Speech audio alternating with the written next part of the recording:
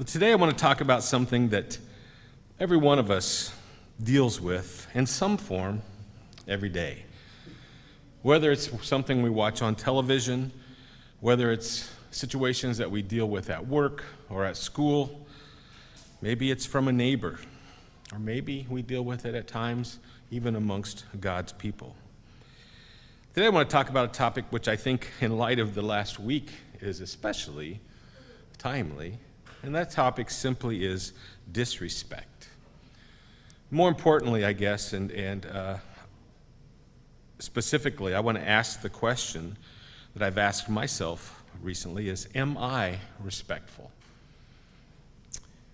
Some of you will remember, some of you weren't born yet, but some of you will remember the popular, I should say, comedian Rodney Dangerfield made a living many years ago with his statement, "I don't get no respect." And he told stories along the way of how people put him down for various reasons or whatever. But his comment was, I don't get no respect.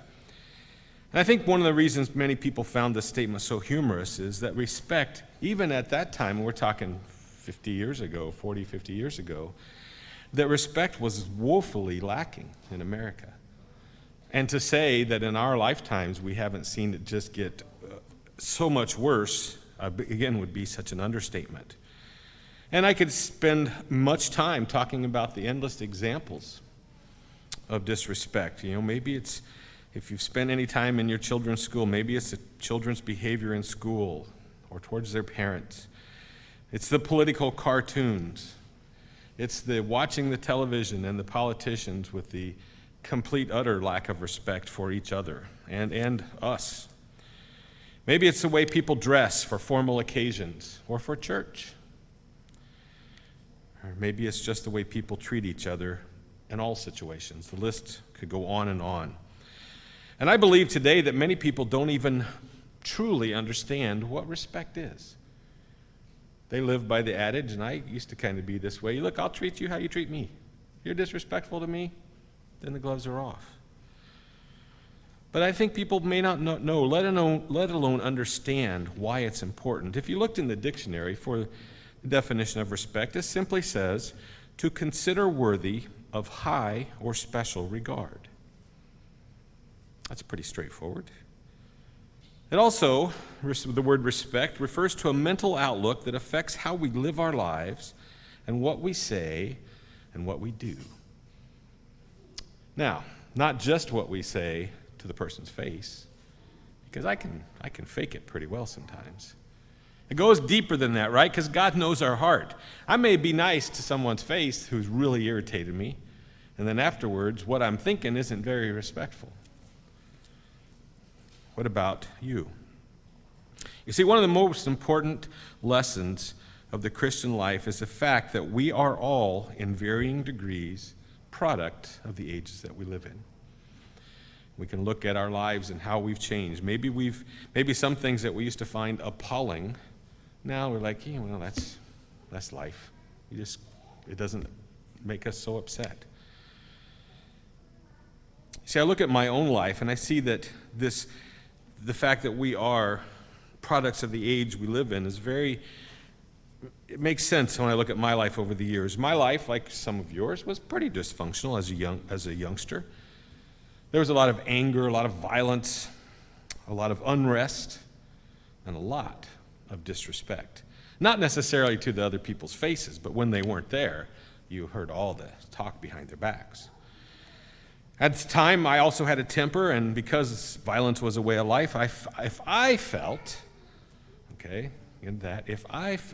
that you were being disrespectful, I didn't react in a very good way. You see, I was taught that you only show respect to those who are respectful to you first, and then only to their face. My role model at the time was bitter, mean, kind of a phony person, and I became a product of that environment. Now, I'd love to say 40, 50 years later that after being in God's church all this time that I've completely overcome those particular character flaws. But I understand lying is also a sin, so I won't say that. You see, it's a constant struggle sometimes to treat all people with the respect and the honor that I know that they should be getting when they say or they do something that aggravates me.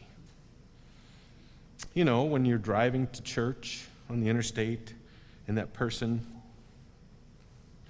about kills you. You guys know me. I say, oh my, my fellow child of God, you almost killed me in a terrible crash and others. I will ask God's blessings upon you and wish that you reach your destination safely. No, it's not quite exactly what I think or sometimes what I say. How about you? You see, I have to pray about this regularly. What about you? If you're honest with yourself, would you say that you're a respectful person? Maybe the better question would be, would God say that you're a respectful person? Let's look at this today. You see, as everyone in this room, I believe, is trying to live a life that is more pleasing to God, it really is important for us to consider the importance of respect and how to maintain respect in every area of our lives. My objective today obviously isn't going to be to tell you what you should or shouldn't do, a list of do's or don'ts. My objective specifically today is to talk about the principle of respect, and specifically from God's point of view. I chose to use today for my template for this sermon the 10 Commandments, and help us see and remind ourselves how respect is a key component of all of those. And so we'll jump right in there. The first 4 commandments we understand, really deal with and address respect for God. And we understand, brethren, we have to get this right. We have to get this right. See, we know these things, and what excuse are we going to have when we do get that time to stand before God and he says, let's talk about, Joe, how you respect others. What am I going to say? What are you going to say? Well, I wish I'd only known that. It's not going to fly, is it? See, we have to get this right, and specifically in this particular case, as we look at the first 4 10 Commandments, we have to understand completely that God, and consider God as worthy of the highest and most special regard at all times and in all situations, not just when I'm not irritated. Right? At all times. Even when you smash your finger with a hammer, and maybe you say something that you probably shouldn't. Maybe I'm the only one that's done that, but maybe not. Right? We have to consider God as worthy of the highest and most special regard in all situations. In fact, he commands that of us in his first 2 commandments. Let's look at Deuteronomy chapter 6. He specifically talks about that. Deuteronomy chapter 6. We'll read verses 4 and 7 to start.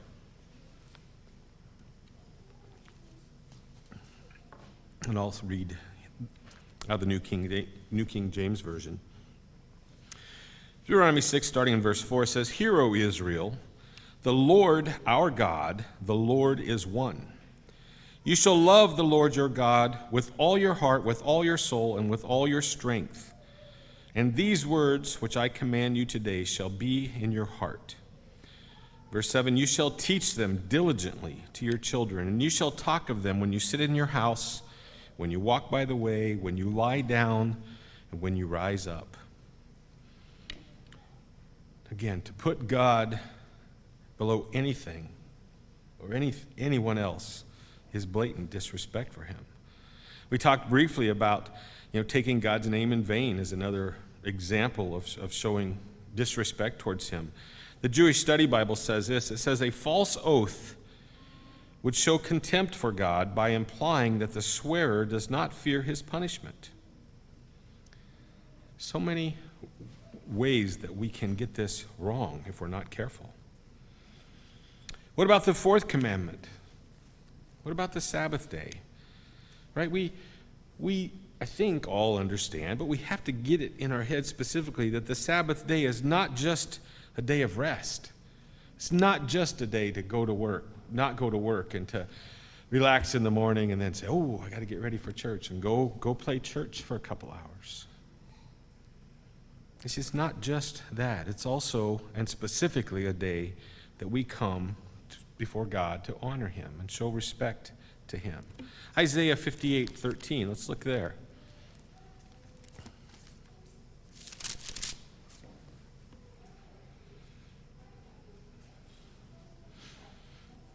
Isaiah 58:13 talks about this. Again, reading out of the New King James Version. It says, if you turn your foot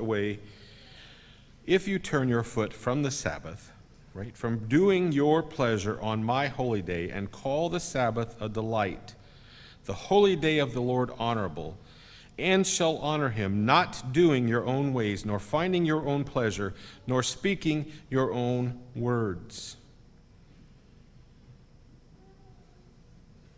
Is that how we all observe the Sabbath? Not always. The tonic says this. It says, if you refrain from trampling on the Sabbath, right, by showing disrespect. It's like, I guess I picture somebody, you walk into somebody's house, they have new carpet down, you take off your shoes before you walk on the carpet, right? You're not trampling on that. We're to honor God in special ways on the Sabbath day, not just a day that we don't go to work and we just go to church and put in our time. Isaiah 58:13, again, let me read it out of the Net Bible version. Out of the Net Bible version, it says this. It says, you must observe the Sabbath rather than doing anything you please on my holy day.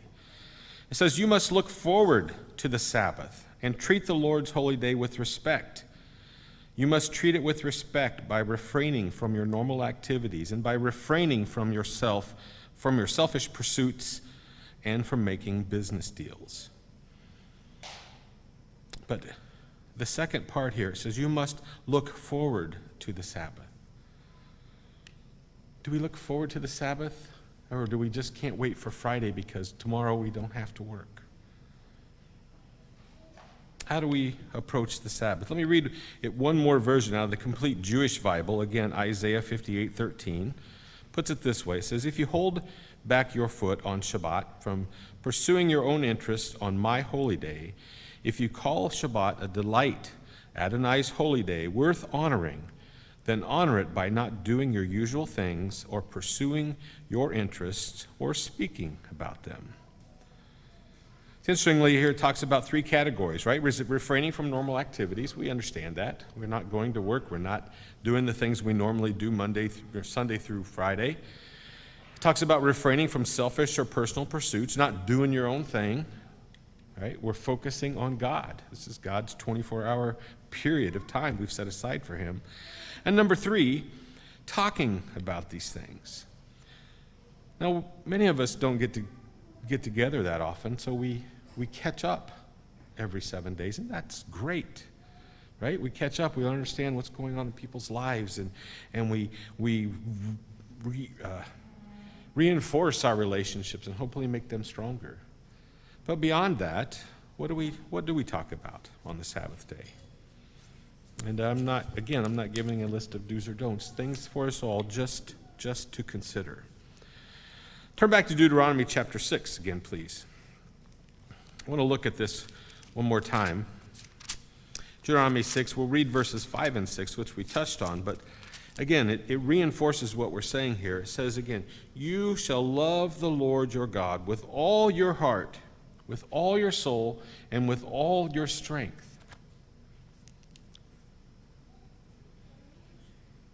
How do we do that? I don't have the answer for that, but understand, it's talking about with everything you have. God has to be first. With everything you have, with all your heart, with all your soul, with all your strength.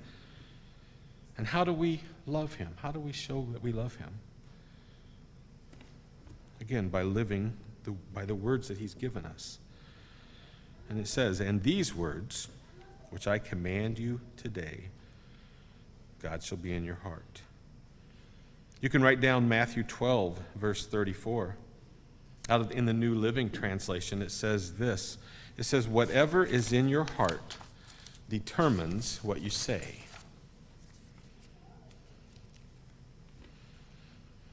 Actually, we should turn there. Matthew 12, please. I'm sorry. There's more I want to talk about there. Matthew 12.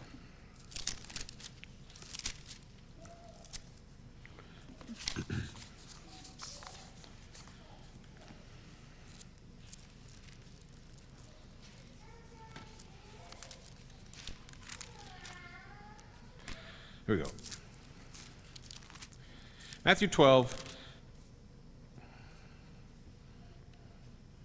We talked about verse 34 in the New King James. It says, for out of the abundance, at the end of it, out of the abundance of the heart, the mouth speaks. But going on in verse 35 through 37, and this in the New King James, it says, a good man out of the good treasure of his heart brings forth good things, and an evil man out of the evil treasure brings forth evil things. But I say to you, verse 36, but I say to you that for every idle word man may speak, they will give account of it in the day of judgment. For by your words you will be justified, and by your words you will be condemned. That's pretty straightforward for us. Again, we're not going to talk about a list of do's and don'ts, what's appropriate, but simply we have to understand, brethren, the principle of it, and let each of us then take that back to God and help him show us how to implement this in our life. But we understand the principle of the Sabbath specifically is to honor God by making the Sabbath a special day, right? By refraining from the things that we do every other day of the week.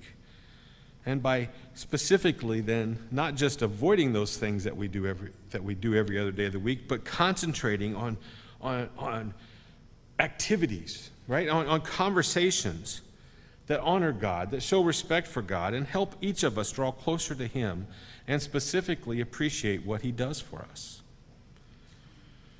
Again, I'm not going to give you a list of do's and don'ts, but there are some specifics in the Bible. Look at 1 Corinthians 11, verse 4.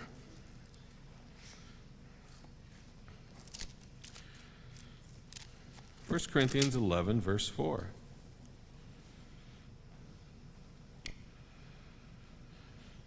New King James just simply says this, every man praying or prophesying, having his head covered, dishonors his head.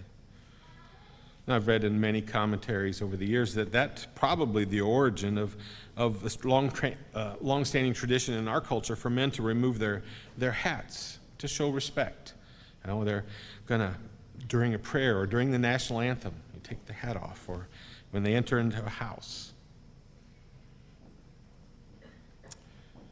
You know, we understand that other forms of showing respect during prayer, bowing our head or kneeling when we're praying before God to show him respect.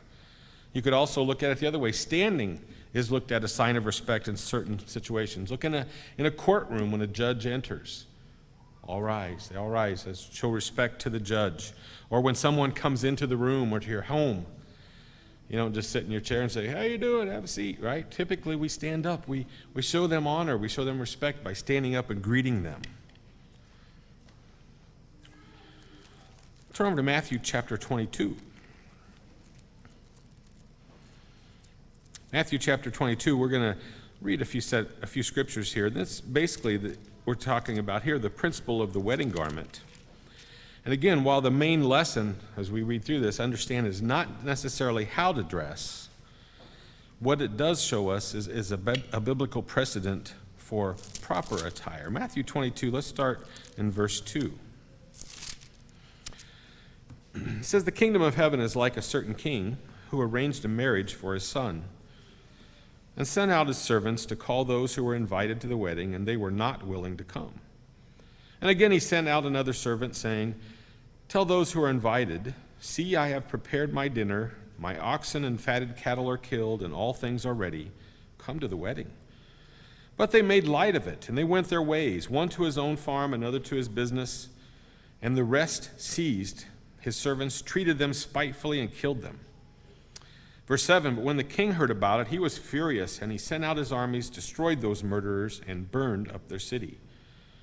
Then he said to his servants, the wedding is ready, but those who were invited were not worthy. Therefore go into the highways and find as many as you find, and as many as you find, invite them to the wedding.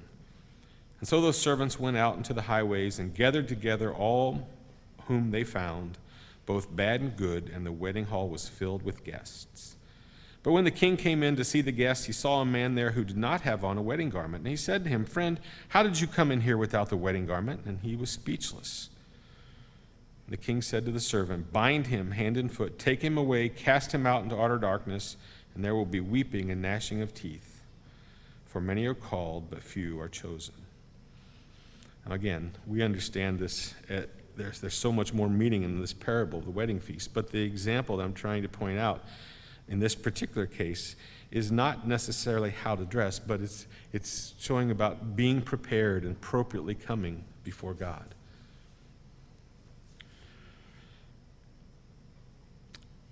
In April of 2010, an article was written in the State News by Liz Cursis, and she said this simply. She says, a person's attire is an interpretation of how he or she views the event. In other words, is it something that they're very excited to go to? They want to show their best side. They want to be respectful. And so they dress up as much as they can, or it's like, yeah, let's go check it out. I got my shorts and my flip-flops on, and so what? Everybody else is dressed up. Think about that. Our culture over the years has gone really from one extreme to the other. Remember pictures back in the early United States? Men wore suits and ties and hats, top hats, right? Women wore bonnets and dresses everywhere. At work, at play, they went for a picnic in the countryside. They all were just dressed very nicely. Look at today. The trend is completely opposite of that. It's casual. Right? Faded jeans with holes in it are not only considered stylish, but I can go buy them at a store. Those are new, they say. And you can wear them everywhere, even to formal events. In my childhood, I wore out a lot of jeans, but they were properly patched or dispatched when they got to be, too holy. Holy, not H-O-L-Y, holy. Too many holes. There we go. There's also an article written in 2011 by Irene Taylor, and was published on Bible Infonet. And it said this. It was just titled "Dress for Respect." I liked what it said. Let me read it to you. It says, "The clothes we wear may not, quote unquote, make the man, but they make a definite statement about our attitude towards ourselves and others. Business leaders recognize this and emphasize the importance of dressing for success. The way we present ourselves reflects our attitude towards life in general. We've become so casual in our dress, we think casually even about events towards which respect should be shown. This lady says a lax dress code shows a lack of respect. She says there's a time when Christians knew that there was to be a difference in our manner of dress from that of the world. Christians believe the wisdom of 1 Timothy 2:9, and she quotes that here. It says, in like manner also, the women adorn themselves in modest apparel with shamefacedness and sobriety. She goes on to say Christian women dressed modestly, attractively, and femininely when in public and were treated with respect. Their demeanor in turn showed respect for the occasion, and this was especially true of such occasions such as worship services, weddings, and funerals. Alas, this is not true today. She says, too often we dress more appropriately for weddings and funerals than for our worship to the God of heaven. The former is to honor a human, the latter is to pay homage to our God. And think about that. I like that statement. She says, who among us would appear in the presence of a ruler of any nation in the same attire somewhere in the worship assembly? I also came across some comments about Herbert Armstrong talked about his daughter at one point, and the former owner of Belknap Springs had said at one point is that he had one suit. It may have had holes in it, but it was always clean and well pressed. And he always stressed the principle of not just what you do, but why you do it. Again, the point was we should wear our best to church, especially to church, because we are here to respect our God. Well, as we continue down then the list of commandments, and we talk about this aspect of respect, we understand that the last 6 commandments talk about having respect for our fellow humans. The first of this second set, right, the 5th commandment, deals directly with respect of children for parents.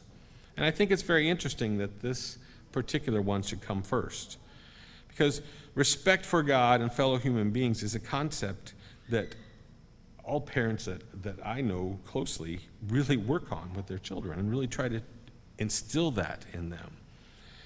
But you can turn back again if you want to Deuteronomy 6. We've read part of this in verse 4 and 4 through 7. But remember it said, "You shall love the Lord your God with all your heart, with all your soul, and with all your strength. And these words which I command you today shall be in your heart." Verse 7 specifically, it instructs us, it gives us this job. It says, "You shall teach them diligently to your children. And you shall talk of them when you sit in your house, and when you walk by the way, and when you lie down, and when you rise up." So I know, especially in God's church, that many parents begin by teaching their children the 10 Commandments and how important they are. Former leader of the FBI many years ago, J. Edgar Hoover, said one thing that I remembered and thought was worthy of repeating. He said, "A child who has been taught to respect the laws of God will have little difficulty respecting the laws of man." I think that's probably very true and appropriate. But as we look down through the rest of these, brethren, look at the 6th commandment, we understand involves respect for each other, for human life. The 7th requires respect for our mate in marriage. We can't be disrespectful to our mate, right? And also going along with that, the parental example of how we treat our husband or wife is very vital in bringing up our children, right? In our teaching role for them. The 9th commandment requires having a special respect and regard for the truth. And again, it comes back to we teach our children the importance of and the value of the truth. The 8th and the 10th commandment deal simply with our respect for what belongs to someone else. So let's take this a little bit further. Let's break this down a bit. Let's consider how to show respect in other areas, in some of these other areas. Let's turn over to Romans 13, verse 1. We're going to talk a little bit about respect for authority. We live in a culture in which that's really gotten bad. Many of you know I work with adults with disabilities, and I have about 350 of them in my facilities every day that are a complete joy to me to work with.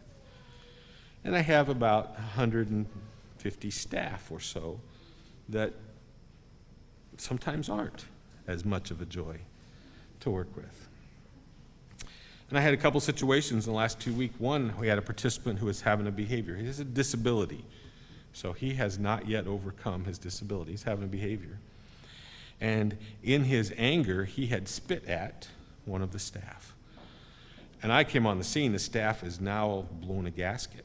And I intervene, send them on their way, and I help the participant get a grasp and calm down, and we discuss it. And I go talk to the staff then, and I'm saying, "What are you doing? You were out of line." I teach I insist my staff show respect to my participants at all times, no matter what. And this person said to me, "Did you see that he spit at me?" I did. That doesn't matter. right? We're going to teach them not to spit, but you can't. You're the one who has the control over this, right? You have to be respectful at all times. Another situation I was working out on the floor, and one of the supervisors came and gave advice to one of his staff members. And the staff member gave him, well, his attitude wasn't great, but it was all right. As that supervisor went away, then this person started being just awful, saying terrible things about their boss, and about the place he worked for. And I went over and said, hey, you need to, first of all, you need to put your mask back on where you're supposed to be. And we don't act that way. And he looks at me and he says, you need to mind your own business. I didn't say, oh, bless your little heart, you wayward soul. But complete disrespect, right? And they don't care the consequences. What about us? Romans 13, verse 1, as I digressed. Sorry. So many examples. You would have hundreds of examples of yourself. Romans 13, verse 1, out of the New Living Translation. It says, pay everyone what is owed, taxes to whom taxes are due, revenue to whom revenue is due, respect to whom respect is due, honor to whom honor is due. Now, the tricky part is we say, well, do I get to decide who honor is due to, who respect is due to? It's not quite that easy, right?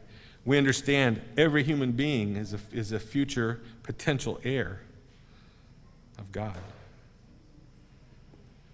1 Timothy 5:1. Let's just look at several scriptures here as we talk about this disrespect for authority. 1 Timothy 5:1. I want to read this one out of the New Revised Standard Version. And there's hundreds and hundreds of scriptures we could have looked at. We'll just pick a few today. 1 Timothy 5:1, out of the New Revised Standard, it says this, do not speak harshly to an older man, but speak to him as to a father, to younger men as brothers, to older women as mothers, to younger women as sisters, with absolute purity. How good at this are you? I still have work to do. There's so many things when we look at our society, Maybe I'm old-fashioned, but I still subscribe to, kind of the old ways. For example, calling our pastors necessarily sometimes by their first name, especially in a public setting. I'm not saying that's wrong. For me, it seems Mr. is more appropriate. Right? There's just so many things that we have to consider. Are we being respectful? Are we showing honor to the person? Exodus 20, verse 12, out of the New Living Translation says this, and we talked about this a little bit ago, directly dealing with respect of children for their parents. Out of the New Living Translation, Exodus 20, verse 12 says this, honor your father and mother, then you will live a long, full life in the land the Lord your God is giving you. See, this is where it all begins. This is that part where we start teaching our children, right? Teaching our children to have respect for God and for each other, and then as they grow up, it's so much easier. You can write down Ephesians 6, verse 2. It refers to the same thing. I'll read this out of the New Living Translation. It says, honor your father and mother. It says, going on to say in the New Living Translation, it says, this is the first commandment with a promise. Verse 3, it says, if you honor your father and mother, things will go well for you, and you will live a long life on the earth.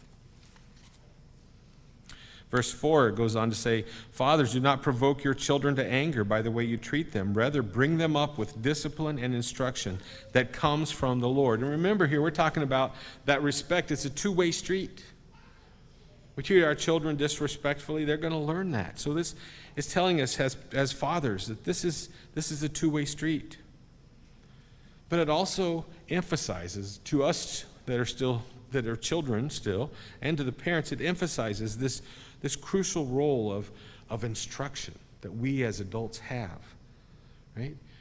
Teaching them the right things and disciplining them correctly and forming those values that some of us have trouble dealing with as adults. Specifically, we're talking about respect. Brother, we understand that the Bible emphasizes throughout the entire document that there has to be mutual respect in all relationships. Whether they're authority relationships, whether they're peer-to-peer relationships, there has to be mutual respect. Ephesians 5:21 in the NIV says this. It says, "Submit to one another out of reverence for Christ." Submit to one another out of reverence for Christ. See, authority, brethren, is not about personalities. It's about respecting God's authority that's vested in infallible human beings. But submit to one another. Maybe, I'd like to say that we're immune from this in God's church, but we're not. We're human. Maybe you know somebody else's past sin and you can't get past that. Maybe they've sinned towards you, and you can't get past that. So you have this grudge. See, we have to answer to God for that. Submitting to one another out of respect for reverence, as it tells here, that's talking about marriage as well. Turn over a little further in my page, Ephesians 5:33 out of the New King James Version. Ephesians 5, verse 33. It says, "Nevertheless, let each one of you in particular so love his own wife as himself, and let the wife see that she respects her husband." We won't spend the time, but if we looked at it in verses 5 through 9 of Ephesians 6, and you read through that, actually we will. Sorry. Someone encouraged me that the quicker I get done, the better. It wasn't their words, but that's how I interpret it. So I don't want to rush. Ephesians 6, verses 5 through 9. Let's read this. It says, "Bondservants, be obedient to those who are your masters according to the flesh, with fear and trembling, in sincerity of heart as to Christ, not with eye service as men pleasers, but as bondservants of Christ, doing the will of God from the heart, with good will doing service as to the Lord and not to men." Verse 8, "Knowing that whatever good anyone does, he will receive the same from the Lord, whether he is a slave or free. And you masters, do the same thing to them, giving up threatening, knowing that your own master also is in heaven, and there is no partiality with him." So again, we're talking at this point about that employer-employee relationship. Could be talking about the teacher-student relationship.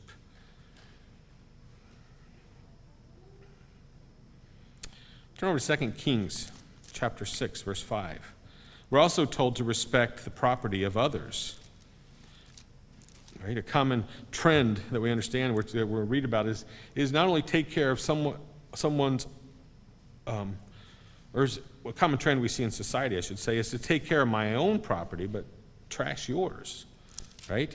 Whether we'll think about those of you who are landlords, the whole tenant situation, rental homes versus owner-occupied homes. But 2 Kings chapter 6, verse 5, in the Net Bible version says this, "As one of them was felling a log, the axe dropped into the water, and he shouted, 'Oh no, my master, it was borrowed.'" Today, what happens is that happens and you go, "Whew, I'm glad that wasn't my axe." Right? I mean, that's the attitude that we see out there. Let's use yours in case something happens. Philippians 2, verse 4, I'll read it to you out of the Net Bible version. It says, "Each of you should be concerned not only about your own interests, but about the interests of others as well." A couple more, Luke 16. Let's turn over to Luke 16.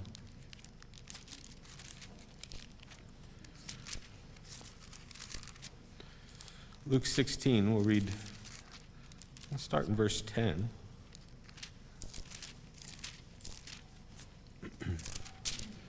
This out of the New Living Translation, Luke 16, verse 10. It says, "If you are faithful in little things, you will be faithful in large ones. But if you are dishonest in little things, you won't be honest with greater responsibilities." See, God knows this. He's giving us those opportunities now as humans to prove that we can handle this. Drop down to verse 12, again out of the the New Living Translation. It says, "And if you are not faithful with other people's things, why should you be trusted with things of your own?" Again, hopefully we've learned this from youth, right? Teaching folks, or teaching our kids, right? Think about this. I used to have friends who their parents bought them. They always had the best stuff, the best motorcycles, the best things, and we'd be working on ours all the time. But some of my friends weren't taught to respect their own property. And as thus, when they borrowed your stuff and it broke, they're like, you should just buy a new one. Right? So they didn't have that. They weren't brought up for that. Let's look at a couple more areas. What about respect for God's creation? Genesis 2, verse 15. Genesis 2, verse 15, as we talk about respect for God's creation. And out of the Net Bible version, I want to read to you what it says. It says, Genesis 2, verse 15, it says, "The Lord God took the man and placed him in the orchard in Eden to care for it and maintain it." Think about that. Man's first recorded task was to take care of God's creation. Now, again, think about where we've gone from one extreme to the other, from clear-cutting timber and slaughtering all the buffalo on one extreme to people who will tie themselves to a tree if you're going to cut it down, to,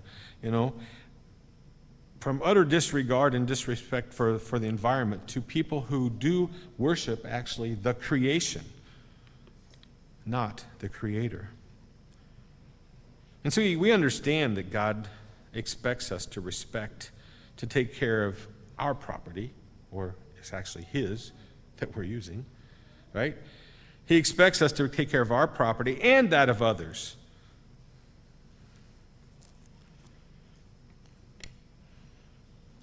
What about 1 Corinthians 6:9? We could talk about that just quickly. It talks about respect for our bodies. And this is a whole sermon in itself, but we could talk about 1 Corinthians. This is what it says in verse 6:19. Again, this is a scripture many people know, very popular. We've been taught this. But in the New Revised Standard Version, 1 Corinthians 6, verse 19 says this. It says, "Or do you not know that your body is a temple of the Holy Spirit within you, which you have from God, and that you are not your own?" Verse 20, "For you were bought with a price, therefore glorify God in your body." Again, telling us, you're not your own. Even your body belongs to God. And I think that's a good point to start wrapping up and bring us to the final point. I think it brings us back to where we began. Again, brethren, since everything, even our bodies, everything belongs to God, it all comes back to ultimately showing respect to Him. Let's look at two more scriptures. Romans 13 and verse 1.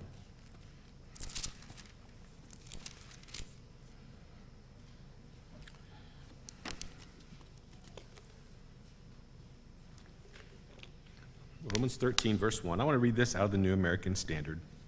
I like what it says here. It says, "Let everyone be in subjection to the governing authorities, for there is no authority except from God." God allows these things to happen.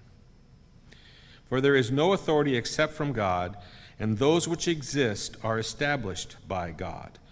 Verse 2, "Therefore he who resists authority has opposed the ordinances of God, Dropping down to the end of verse 4 there, it says, "For it, the authority, is a minister or a servant of God to you for good." The last scripture, Psalm 24, verse 1.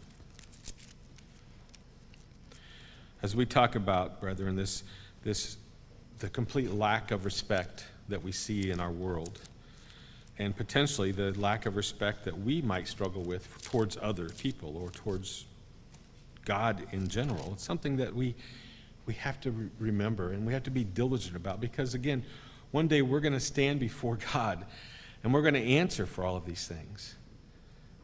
And when he asks, why were you nice to that person's face, but when they weren't there, you were disrespectful? Or why were you so disrespectful to so-and-so? What are we going to say? I didn't know. I didn't want to. What are we going to say? I don't know. Psalm 24, verse 1, I think, says it all. Out of the New Living Translation, it says, "The earth is the Lord's, and everything in it. The world and all its people belong to him."